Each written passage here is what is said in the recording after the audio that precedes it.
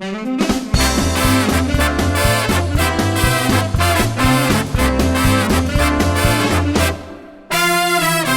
hello, we're back again, so everybody cheer. We've used up all our holidays till Christmas and New Year. So thanks to Scots and Chappers for filling in our show. They're not as good as we are, but you probably already know. The Chris Moyle Show. Right, it is 10:24. This is Kay Adams with you till 12 on BBC Radio Scotland. Still to come, we will finally be finding out where he is today. I've just arrived. For the ghetto media, nigga, don't let the light skin for you. I will fuck you up. This is what it sounded like. This is what it sounded like. This is what it sounded like. This is what it sounded like. When thugs cry, when thugs cry. This is what it sounded like. This is what it sounded like. This is what it sounded like. This is what it sounded like. This is what it sounded like. When thugs cry, when thugs cry. Nigga, we represent the planet. Get schizophrenic and panic. Maybe the fans would understand if they get up their ass and mad. How do you manage? Paranoid, don't even trust my boys. Watch for the side and the floors and boys doping like the doping. In the alleys with these yellow guns and I race my fuck watch. Niggas in Cali take bullets to the race to rowdy. Jesus really never died. You crucified me to a suicide. Or am I local with vocals? Never close to cold. Having a movement ride. Deception, whether my brethren, but sunny days when they call they get killed when they get to stepping. And the doctor said I need time to myself in the ocean. Scribbling stuff for the brought up for this independent order. Never relentless, evil intention. No man knows I'm even a hitman. Warrior poet, never to mention. And we can get this show on. And we can get this show on. And we can get this show on. And we can get this moving. This is what it sounded like. This is what it sounded like. This is what it sounded like. This is what it sounded like. This is what it sounded like. When thugs cry, when thugs cry. This is what it sounded like. This is what it sounded like. This is what it sounded like. This is what it sounded like. This is what it sounded like. When thugs cry, when thugs cry. We keeping the lights on and ruthless and night. Fucking the boss, looking at me sexy, take your clothes off. On my dick at yourself. Never mix business with your sickness. And see me flipping in the picnic with your little divide and conquer. But my sister was ready to farm and get off the Disney. And I bought my boys, me and my boys, give us a choice. How could you ever tell Sony that I was the only one making noise? Ain't it a breach of trust? Look in the gutter. Never judge your book by the cover. Word to the motherfucker. I didn't stutter, but what if I lost and it came in the office and nobody noticed? With liquid explosives on top of Versace clothes. Give up the ghost. Crazy's Picasso. The lazy's like Caesar. Stacks like Little Pesci in Casino and Wish. Don't give a fuck. Oh, I'm Gambino. Been a walking dead. Woke up on the wrong side of the bed. Bible of survival. 666 rivals. 666 rivals. Remember you said I read, but I wrote with killers. Niggas out of us in the club. You don't feel us. Strapped in the bed. Strapped picking up the cans on the realest. And this is what it sounded like. This is what it sounded like. This is what it sounded like. This is what it sounded like. This is what it sounded like.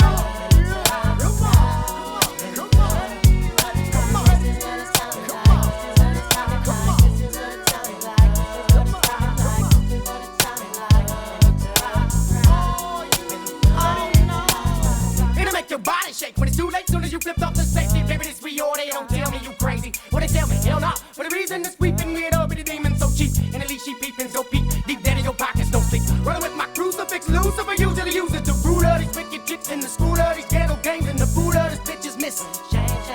Enemies attacking me. Actually, I'm in the grain, that's Mr. Majesty. These casualties, what they passing me by. But I get that calling when it's so cold in the room. Who's calling? Better come after me. We say fuck yo. All in the battle, we battle. This is what it sounded like. This is what it sounded like. This is what it sounded like. This is what it sounded like. This is what it sounded like. This is what it sounded like. When the thugs cry, when the thugs cry, when the thugs, when the thugs, when the thugs, when the thugs, when the thugs, when the thugs, when the thugs, when the thugs cry.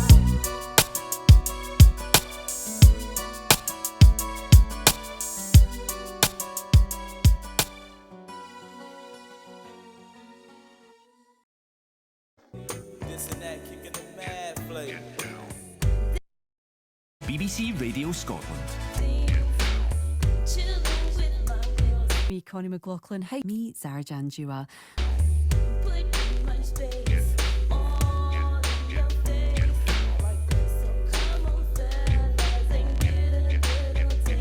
On BBC Radio Scotland.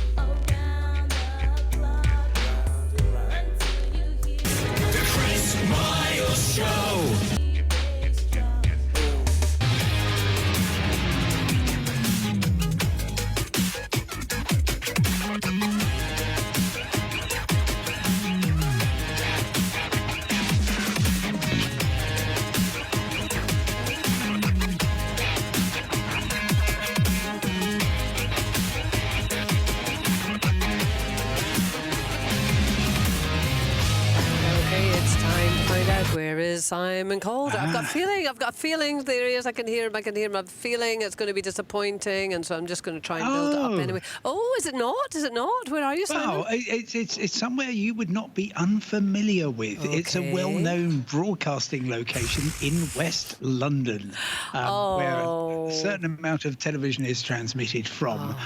And I was asked after we'd arranged that I would be with you this morning if I might contribute. And I said, well, I would do, but you're going to have to work around Kay's programme. So that's what's happening. Well, there you go. You can probably almost picture where I am. I probably can. I probably yes, can. So, anyway. Gone are the days I'm of just Knoxville, back from, Tennessee, Simon. Well, I am just back from Canada, though. I went to, I mean, there's nothing like old Scotland, but I've been in Nova Scotia, and that was great. And I had the enormous joy of a daytime flight, because you know what it's like. You get back from a transatlantic flight and you feel real rubbish. Yeah. Whereas there's very, very few flights, and actually they're very cheap at the moment. I paid 200 quid from Halifax to Heathrow, where you can fly at sort of 11 o'clock in the morning, get back 9 o'clock in the evening, have a normal night, asleep in your own bed. Yeah, I've never thought of Canada as a summer trip, though funnily enough, a friend of mine is just back from a summer holiday in Canada. I'm not exactly sure what they got up to, but what is the attraction there this time of year? Well, look, frankly, if you happen to live in Scotland, then most of what you would find in Canada you are already enjoying in terms of marvellous landscapes and so on. But I'm particularly interested in the cultural side. So you've got in Quebec, of course, very strong French-speaking province. And then even in New Brunswick, there's the Acadian settlers. These are French-speaking people who were originally in Louisiana, and then they got moved out by the English, and they've now settled in this part of the world. And it is beautiful, interesting people, great food and drink. I was yesterday in the lobster capital of the world, which is Shediac, New Brunswick, and you've got things such as the Bay of Fundy tides. These are the highest tides in the world because of the particular location and the geography of the bay. So everything is sort of funneled in, and you get this tidal bore. I could talk all morning about it, but I don't want to become Don't be a tidal bore, Simon. Yes. So lots to appeal. And actually, compared with the US, it's relatively good value, although the tipping thing, oh my goodness. Really? Yes, you're handed the credit card machine, and depending on where you are, it may say, okay, how much would you like to tip, Kay? Would you like to tip 18, 20, 22 or 24%? 18. God. I know. I did go to one place where it started at 1%, but I think if you hit 1%, that you would be sending a message. Do you know the one that gets me, and I don't know what the protocol is in this, Simon, maybe you know, but let's say you go to get a takeaway coffee. Right, so you go up to the counter and you order whatever you order, and they get it, and then you get hard-handed a machine that again has a tipping structure on it. I never know what to do in that situation. Yeah, it's a really difficult one, because you're thinking, just as you would do in Scotland, hang on, this is a takeaway coffee place. I've paid whatever it is, $5 for my coffee. That's your job. You sell it to me, I take it, and I'll drink it. But unfortunately, it all depends. So on occasion, I would just hit skip, and that just takes you to the actual terrible price. doing that, but and if you're in a nice little place, and you're actually sitting down, you're thinking, oh well, I suppose they're going to have to come and pick up my cup or something. But it is completely out of control. Not quite so bad as in America, and they don't chase you down the road and rough you up if you choose not to tip. Them being Americans, so them being Canadians, yes. So it's a good location, but nothing quite like Scotland. Did you get back with baggage complete? Because funny, I was having this conversation with Gary Robertson this morning, and I think he'd said that you were saying that there's a lot of baggage going missing, and I stupidly said to him, I've never in all my travels had a piece of baggage gone missing. So you can guarantee the next trip I go it will.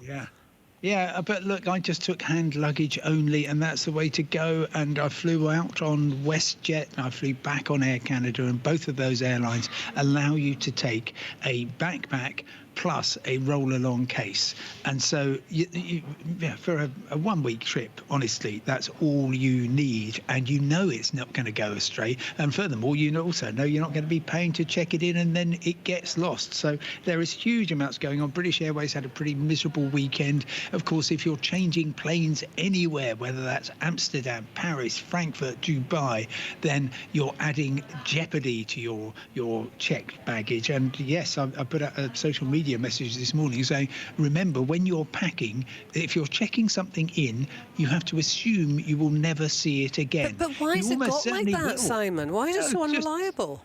More of us travelling to more places. It's still kind of post-COVID problems getting enough people with enough skills to do all this stuff. But ultimately, we're having a horrible summer in terms of flights across Europe because there's so many storms, so many air traffic control restrictions. That is then putting extra pressure on the airports. Bags aren't getting loaded, and if you're if you're an airline captain, I'm not sure if you are, but you might well be told, okay, you've got this slot, you've got to get the plane back to Glasgow or Edinburgh, therefore you are going to have to go without the luggage being loaded. So planes are taking off, and the airline knows that your bags are being left behind. God, that's terrible. Listen, we just got a text, and I'll have to let you go because you're taking calls by from 11 o'clock, though the lines are open now. 08085 92 95 00. Travel expert Simon Calder taking your calls on any aspect of travel. You can also text 80295. But Simon, just before I do let you go, I just got a text in from someone about Canada. We spent 3 weeks at the start of the summer holidays in Canada. Amazing trip, but tipping out of control. And wait for this. We spent an average of £1,000 a day as a family of 5. It was so expensive, not including flights or hotels. The flights were cheap, but don't be fooled with cheaper flights. My God, £1,000 a day. But that general point there about don't be fooled by cheaper flights, because often when you think, I'd like to go away somewhere, the flights are cheap, I'll go there. But actually, you need to check out all the other expenses you're going to have. Really, really good point. I mean, I've been having a look ahead of our chat at where you can get to really cheaply. And for example, you can fly from Glasgow to Ibiza this weekend for £100 return. Staying for a week or so. And you're thinking, well, that's great. But the reason it's so cheap is because accommodation is at such a premium in Ibiza that, you might be able to fly there for £100, but you will be paying, well, not quite £1,000 a day, but a lot of cash to stay there. So it's a tricky old time. As always in Scotland, as soon as the schools go back, then the prices fall if you want to book a proper package holiday. But I'm sorry to hear about the extreme expense, but I can believe it because everything is expensive. It is. So check out the flights, but also check out the price of the accommodation, check out the price of eating out, check out the price of drinks, check out all the kind of major expenses you like to have on a holiday. And you might end up paying a bit more for your flights, but actually the rest of it is reasonable. So good piece of advice from that person. I hope they did have a super trip, my lord. Anyway, Simon, speak to you very, very soon. Simon Calder, travel expert, taking calls from 11 o'clock. The lines are open now.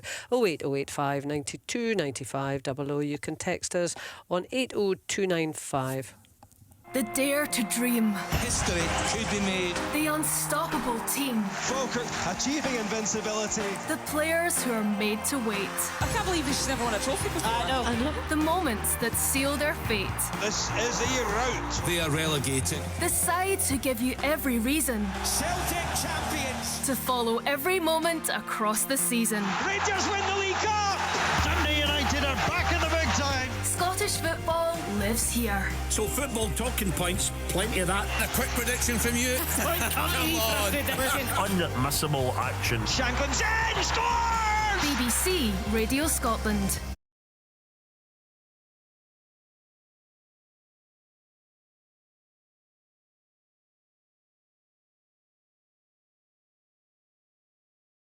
This morning, I got a game of one-on-one with Crazy Mutt. He tried to lick my arms and legs and head off, but I had on my new BK Diamond Cells, which made me hard to catch. Once we went up for a loose ball in slow motion, and the hologram tech hypnotized him and he fell over. I did a 40-foot vertical jump and made my special dog whistle sound, which momentarily melted him. It was not hard to score then, and I won 20-18. The new BK Diamond Cells. Well, we just found out where he is, haven't we? We just found out, and it's somewhere really dull. I've just arrived at Europe's most exciting airport. Yeah. I'm rolling on. I'm rolling on. Sound like it's gonna be another one of those funky MC Hammer cuts to me, money. Yeah, that's what it sound like. Rolling, I'm rolling on. Yo, this is one of those records when the fellas get on the floor and they say, yo, baby, come on. Down the highway, I'm doing it all my way. Money in my pocket, yo. I'll say, it feels good that I got it like that. My top drop, her hand is in my lap. Alpine taking another selection. The girlies keep looking in my direction. My tank is full, my game is strong. I got it like that, so I'm rolling on. I'm rolling on.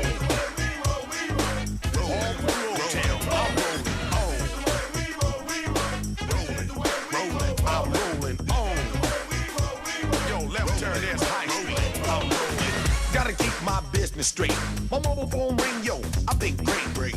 Good news and I'm happy as Gilligan. Big Blue say we just hit 10 million. I'm thinking back to when I first got started. A lot of MCs, yo, they broke it hearted. I don't sweat it cause my game is strong. I got it like that, so I'm rolling on. I'm rolling on. I'm rolling on.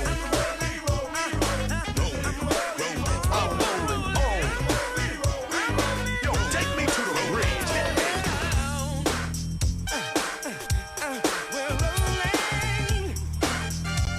Now let's show them how a real posse break it down.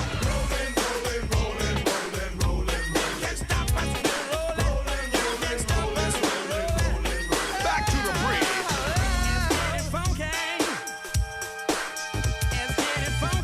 You know about right now, JB would probably holler. I'm rolling on. I'm rolling on. I'm rolling on. I'm rolling on. I'm rolling. 5 years of a hippin' and hoppin'. 87's when the hammer started poppin'. Got strong and now I'm strong. I'm the raised level man who can last long. Feels good that I'm holding my own. A ducking the sticks and dodging the stones. They throw this me but never dismiss me because the hammer is strong. So I'm rolling on. I'm rolling on.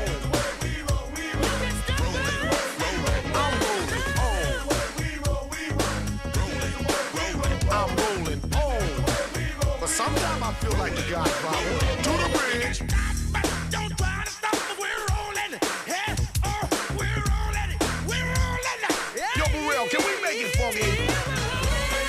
You see, I had to slip my cousin name in there, you know what I'm saying? That ain't me, that's Jimmy Burrell. You know, he get cousin problems on that one. I'm rolling. Past the losers who only can talk about what they gonna do. Don't you know that I won't walk to a rhythm they'll never understand? The rhythm of a hammer beating down on a man's mind, spirit for oh so long. We're moving up, yeah, moving on. To a place where our minds run free. You be you, and I'll be me. Rolling on, rolling on. I'm rolling on. I'm rolling on. I'm rolling on. I want the whole posse to take me to the bridge.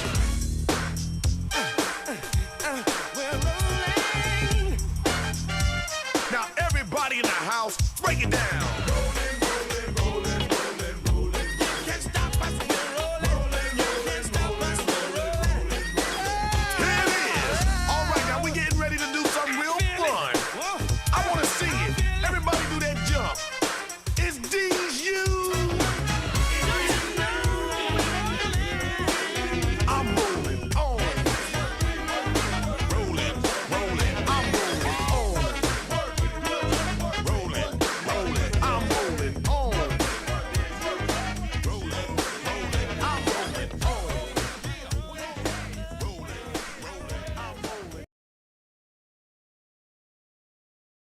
and live from BBC Pacific Quay. Across the United Kingdom and the world. This is what they want. This. Mornings on BBC Radio Scotland. Now, more than 60% of women experience incontinence up to 26 years after giving birth. This is according to a study by Glasgow Caledonian University. Does it have to be this way? Let's speak to Professor of Health Service Research at Glasgow Caledonian University, who led that piece of research, Suzanne Hagan. Good morning, Suzanne. Good morning, Kay. Good morning. We also have Louise Field, Director of Adore, Your Pelvic Floor, who has personal experience of this, and Elaine Miller, Fellow of the Chartered Society of Physiotherapy, who's somehow managed to create a comedy show about the pelvic floor. So good work there. Morning, Elaine, and also to Louise. How are you both? Morning. You're good. But Suzanne, when I say that you led this research, you haven't been on it for the last 26 years, have you?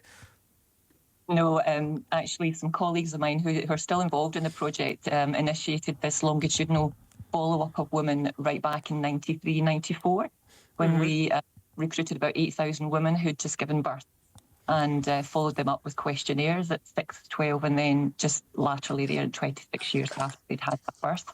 Right. And we asked them questions about their pelvic floor symptoms, so whether they had urinary leakage, if they had fecal leakage, and also they had symptoms of pelvic organ prolapse. So we've been able to look at these women across time, and we've also taken into account the different births they've had subsequently and how they delivered those babies, and we're able to look at how that relates to their situation now and things that they have.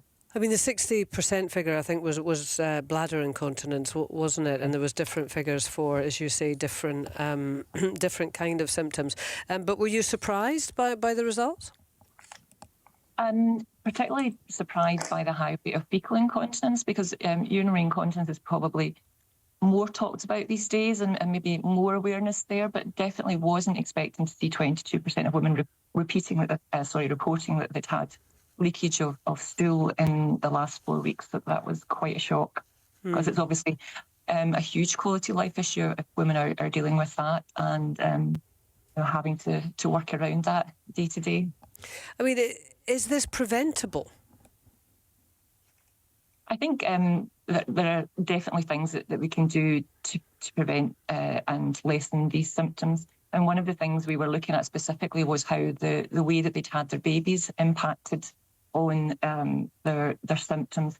And we did find, as other studies have found, that if you have all your babies by caesarean section, you've probably got a lower risk of these different symptoms. But that's not to say that that's something, we wouldn't be advocating you decide about your method of childbirth based on this, but there definitely is a protective effect there. But there are other things that we found really strong links with being overweight. So the women who were in the higher body mass index categories, you were 3-4 times as likely to have these symptoms. Other things like constipation can come into play. So it's quite a complex situation, and preventative things, keeping a healthy lifestyle, healthy body weight, doing pelvic floor exercises are all things that the women can do if they know they're at risk of these issues. Now, you mentioned the pelvic floor exercises there. I mean, I suppose I will be very typical. So my kids, I had 22 and 17 years ago, and I distinctly remember, someone sitting down with me and talking about the pelvic floor exercises and, all the various things that you can do. And sadly, like a lot of people, I went, oh yeah, that'll be right. Elaine, maybe I'll bring you in on this. Do they actually make a difference? Yes, categorically. For women who have stress incontinence, so if they leak a little bit of urine when they laugh or cough or sneeze, the evidence shows that doing pelvic floor exercises 3 times a day for 3 months will make 74% of those women completely dry. So if it's the right woman, they do work. There are other conditions that can complicate things. So a one-to-one assessment is always what we would encourage women to be doing, that we want them to seek help and come into clinic. But for self-management and self-care, about 3/4 of women with this simple form of incontinence should be able to sort it themselves if they got the right education. Even if they had experienced it for quite a few years? Yes. Yeah, there's no barrier in age. There's lots and lots of evidence that even women of a great age can have an improvement in their symptoms. I mean, a lot of it isn't, and you mentioned it, didn't you, Suzanne? There's a reluctance to discuss these matters. Perhaps a little bit, we're a bit more relaxed perhaps about bladder incontinence than we once were, but still, it's not entirely, a comfortable area of discussion for a lot of people. And then once you go beyond that, then, it's very difficult. I mean, Louise, bringing you into this, you actually had a prolapse, is that right? Yes, good morning, Kay. Good morning. A brief background. I've really been fortunate to have 5 boys, all vaginal deliveries without complications. But over the years, I started to experience some bladder leakage with a cough or a sneeze or a laugh or a jump. And that's also known as stress incontinence. And at the time, I considered that was to be expected. But that was because it's so common and it's now been normalised. And as Elaine said, physio proves amazing results. But so many of us women aren't aware of it at all. Yeah. It was when I had my twins when I was 40, it was 18 months afterwards. That's when I actually experienced a prolapse. And it was literally, and maybe I would have had a slight prolapse that was asymptomatic. I don't know, because I didn't have an examination on my postnatal check because it wasn't available to me at the time. But I literally stood up at the end of my working day. I'm a fitness professional, and so I'd been teaching classes throughout the day, and I stood up and I suddenly felt this shift or a shunt inside my pelvis, and it was very significant. It wasn't painful, but I just knew something had occurred, and I kind of walked like a penguin to the downstairs toilet with my heels together and my toes out 10 to 2, and straight away I wanted to take a look at what was going on, and so I took a mirror and took a little look, and I thought, whoa, that is not my normal. And I think must have been quite alarming, Louise. It was alarming. I went very hot and sweaty, Kay. And it was imperative that I knew immediately what was going on. So I phoned up the GP in the morning, explained my concerns, and they said that they would refer me to see a nurse because it wasn't necessary for the doctor. And the appointment was a week later. But taking in the fact that I had 3 children under 3.5, and my job is a exercise, movement, jumpy, shouty person, there were so many concerns, my confidence, my job role, what would my financial implications be, the impact on my intimate relations, the social activities and choices, and just my freedom, and also personally for my femininity. And I didn't know what was going on. And as it was, when I went to the doctors, I was waiting for that appointment, and the actual nurse that I had been assigned to said, I'm not qualified to actually diagnose. So I'd been hanging on to this appointment. So I begged her, okay. I just went, please, have a look. Just give me an sort of like off the record. And when she looked, she literally recoiled. Bless her heart, she recoiled. But even then, but not nice for you. No. But she then just said, and this is what shocked me, was when you feel the need, make an appointment with the doctor. And I had a very large need, because of the impact on my life. And I think what is really, really missing is the missing link in all of this is when women are diagnosed with any incontinence problem or pelvic organ problem or gynae problem, to really have time with the health provider to be explained what is going on. So often the women I work with, they'll come into me and they've been told they've got a prolapse, but they've not been given any management options. They haven't been told of pessary support. They haven't been told of a woman's health physio. They haven't been told of, avoiding constipation and how to pass a motion without straining or how to lift. They just told you've got a prolapse sometimes. And that always shocks me, because if education was out there to all health professionals as standard in their qualifications, and if education was given to girls from school age onwards, postpartum and continued into the menopause as well, if they're given more education, which doesn't take a lot. It can be on posters on the inside of cubicle doors even. Sure. It doesn't have to cost a lot of money. But when you haven't got an informed choice, when you're not given any options, I was left to research it for myself at the time. This is going back 12 years. Now there's a lot more out there, thank goodness. The pelvic health community is brilliant. As you say, on inside of toilet doors and sort of public facilities and things, you will now see, check your boobs for breast cancer, very sort of simple, clear advice. And, perhaps there's also something to be learned from that. I mean, Suzanne, coming back to the results of this study, and you say that the elements of it shocked you, and hopefully we want to improve this situation, don't we, for women? Do you think a general sense of squeamishness, and I don't even know if that's the right word, works against women? I mean, because if even within the medical profession people don't want to really talk about it or address it, then, then people aren't going to go and speak openly to a medical professional about what they're experiencing. Yeah. I think it's gradually getting better. I mean, I've been working in this area for over 20 years, but I think we're gradually making small steps. We have to, as Louise said, almost have it's like a public health campaign. Women need to know about it, girls need to know about it in school. When you go to your GP, you're having a smear, other reasons like that women attend GP, getting, somebody who can give you a brief intervention, give you the information you need to send you to the right place. That's really, really, really important.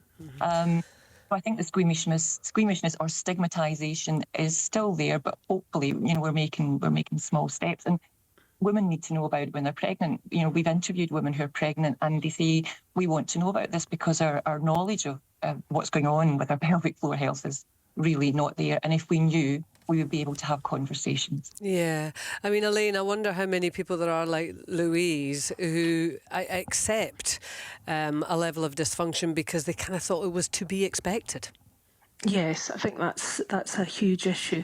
I would like to see schools having, as part of just general the PHSE curriculum, teaching young people about what normal peeing, pooing and sexual function is. Because if you know what normal is, then you are more likely to recognise when something isn't within those realms, and you're being more encouraged to go and seek help, and giving women the language that they need in order to go and speak to their GP, so that they can describe what the problem actually is. The shame and stigma that surrounds these issues is absolutely crushing. Nobody wants to talk about pooing themselves, but the impact that has on your life and your quality of life and your sense of well-being is enormous.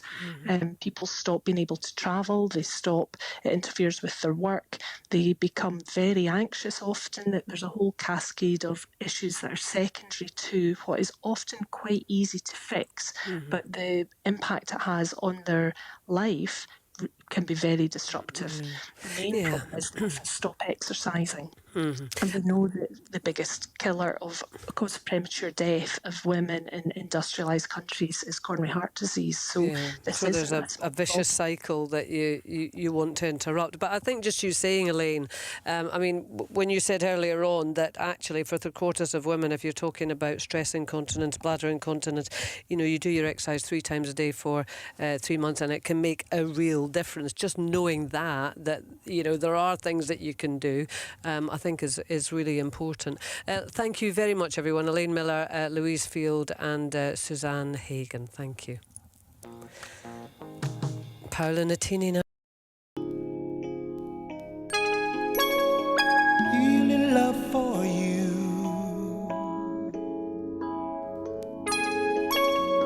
Feeling much for you.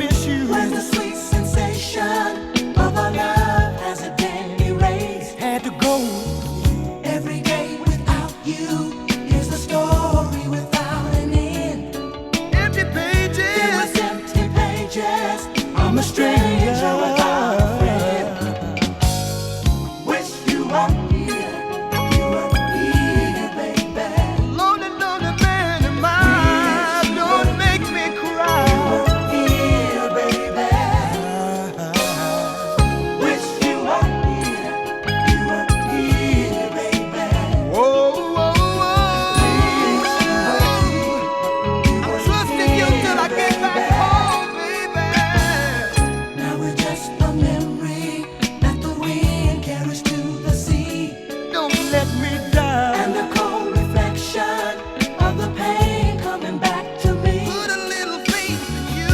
Now a lonely shadow follows me everywhere I go. Everywhere I go. Understand your absence constantly got me feeling low. Feel so bad. Now I'm recollecting all my joy, funny as it seems. We had so much fun together, trying to capture moments of delight from my love-spent dreams.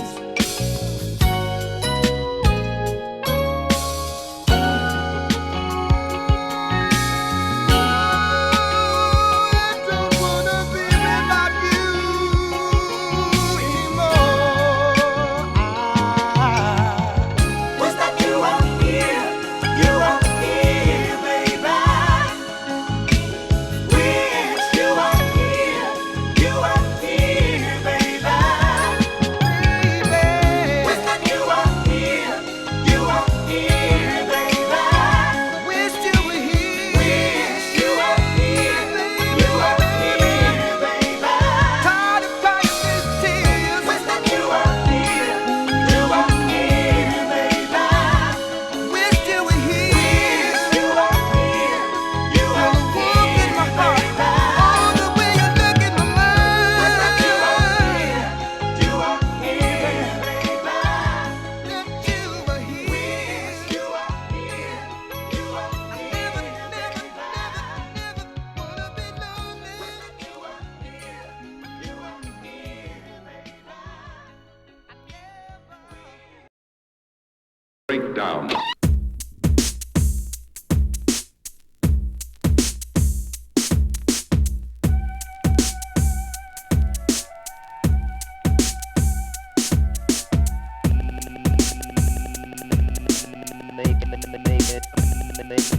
Make it funky.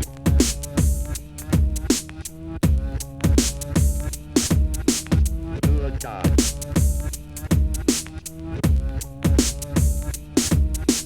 Good God. Good God. Good God. Good God.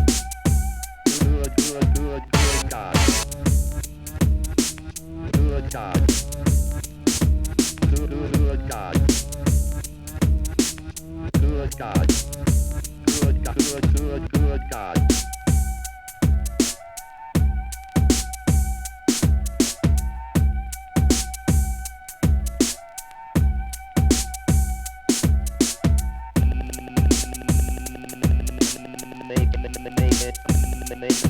Make it funky.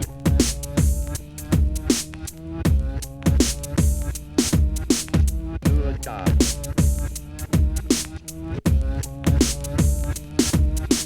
Good God. Good God. Good God. Good God.